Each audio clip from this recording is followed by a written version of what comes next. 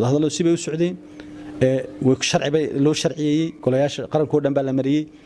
aan wada hadalno oo wax ku heshiino u kala tagno Soomaaliya Somaliland qarannimadeedu u suurtoobi lahayd marka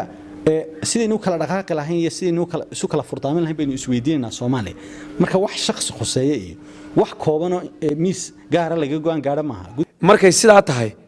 annagu waxay soo gaadhay doorkii annagu aan maanta lahayn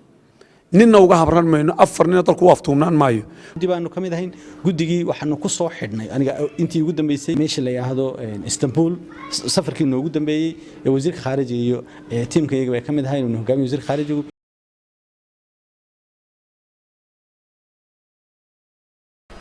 kuwaynu ictiraafka wada hadalka u diranay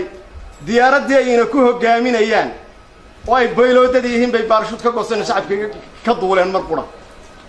shacabka diyaaradii shacabku inay gutaan baylooda yar oo meelaha ilaahay rakaab saarnaa baa dejiyo badbaadiyay dawladii ragiina ku wada ictiraafka u diranay ilaa khaarijigeeni ya mar bay ka wada digeen baarshuudkiina kaga digeen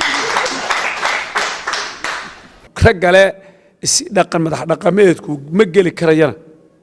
nin walba naga u suldaano dib u noogu faylaya annagaana gal siiraaya naga u madax sultaan ciraan naga u sultaana fasaxa naga u sultaana siyaasiyiinta naga u sultaana oday walba naga u sultaana way nagu daba faylayaan waxaan eegay